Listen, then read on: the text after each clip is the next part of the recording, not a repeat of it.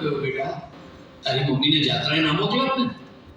ના પપ્પા, મારે લીધે મમ્મી જાત્રાએ ન જાય એવું હું નહોતો ઈચ્છતો.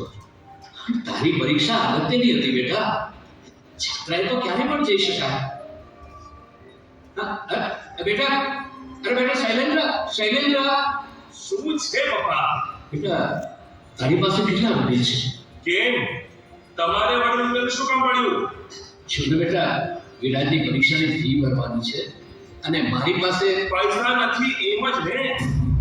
આમે તમારી પાસે પૈસા ક્યારે હોય છે અને હું પણ પૈસે નથી લાવું. પૈસા કઈ છાળ તો નથી ઉગતા પપ્પા. અને હું પણ આ બધા ખર્ચાથી તંગ આવી ગયો છું. નહીં કઈ તમારા બધો ટેકો નથી રાખતો. બેટા, એની ફી નહીં ભરાય તો પછી એનું ભણતર રખડી પડશે એમ જ ને. એને રખડી પડે. ચોક્કસ મોટા ભાઈને જરૂર ભાભી કરડી લાગે છે. દર્શન મોટા ભાઈ પણ એનું શું કામ મારે છે તું? મારે નહીં તો પૂજા કરે તો ભાઈ સમી જેવા જોડી કરે છે.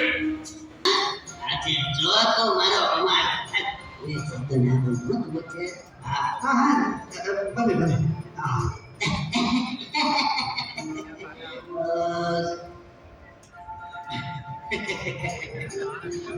તો ધનસુખલાલ, હવે અમને ક્યારે ઘરનું સુખ આપશો હે?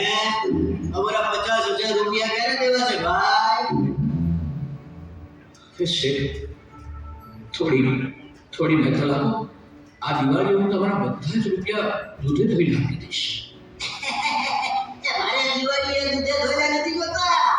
અત્યારે ને અત્યારે કોરા પડ્યા જોઈએ. માટે મારો હિસાબ ચૂકતે કરો ભાઈ, ચૂકતે કરો.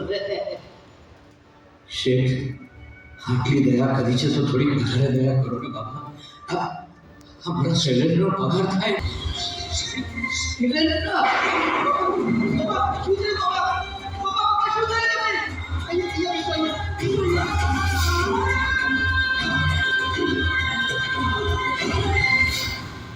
અરે રે રે રે એ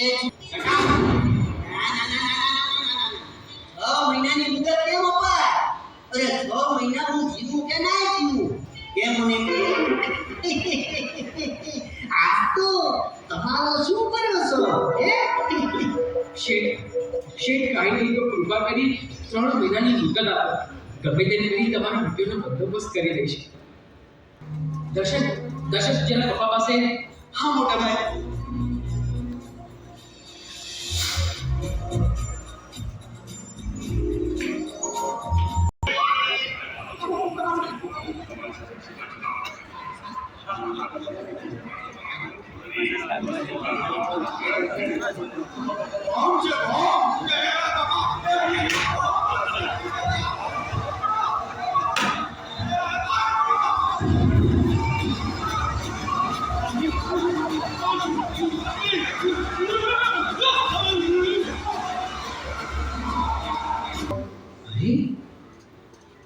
આટલા બધા રૂપિયામાંથી તો મારી પરીક્ષાની ફીસ ભરાઈ જાય, અમારી ગરીબી દૂર થઈ જાય.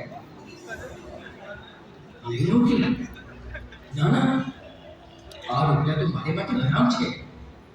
મારા ભગવાન સ્વામિનારાયણની આજ્ઞા છે કે બાકી વસ્તુ લેવી નહીં અને આ ન આપે. આ બધું ફીસ નથી.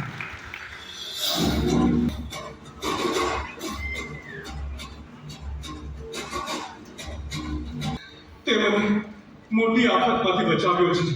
પણ તમે તો ત્યાં ધડી પડ્યા હતા ને? હા, પણ વાગ્યું નથી. આજે તારા જેવા જરૂરિયાતમંદ યુવાનમાં આટલી વફાદારી, આટલી પ્રમાણિકતા તો ભાગ્યે જ જોવા મળે બેટા. જય સ્વામિનારાયણ ધનસુખભાઈ, તમારો છોકરો ખૂબ જ પ્રામાણિક છે. આ સુટકેશ બીજા કોઈના હાથમાં આવી ગઈ હોત તો મારે ગળે ફાંસો ખાવાનો વારો આવ્યો હોત. પણ મેં તો તમને કદી જોયા નથી ભાઈ. પણ હું તમને વર્ષોથી ઓળખું છું. આવી સાધારણ પરિસ્થિતિમાં જીવન જીવવા છતાંય તમને પૈસાનો મોહ નથી. આવું કુટુંબ ક્યાં જોવા મળે? આ તો તમારા દીકરાનો દુઃખ તો બચાવ્યો અને મેં તેને ઉપકારનો બદલો દેવાનો વિચાર્યો. પણ તેને રૂપિયા ન લીધા એટલે હું અહીં આવ્યો છું. આ લે ધનજી. 1 લાખ રૂપિયા તો હું રાજી થઈને આપું છું.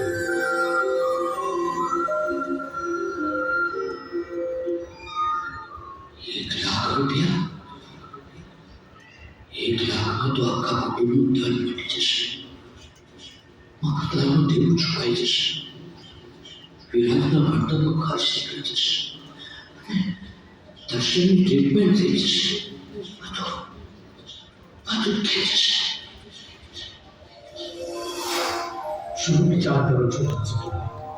લઈ લો આ રૂપિયા. કઈ નહીં શેઠ. તો જરાક ચમકથી મારી આંખો વિચાઈ ગઈ હતી. પણ મારા દીકરાએ મારી આંખો ખોલી નાખી છે. ના થાય. આ પૈસા આને ના ખપે. પેટના અંતર વીટાય પણ આ હાથનું લઈએ તો અમારો ધર્મ છે. હજી ઉપકારનો બદલો હોય સાહેબ, પણ ફરજનો ન હોય. મારા દીકરાને માત્ર ફરજ બજાવી છે. મનુષ્ય ધર્મ બજાવે છે. ધર્મ તો અમૂલ્ય છે. ધર્મ કાર્યની કિંમત વસૂલ કરવી એ તો શ્રદ્ધાની, ધર્મની દલાલી કર્યા બરાબર કહેવાય છે. વાહ વાહ વડીલ ધનસુખલાલ, વાહ! તમે તો આજે મને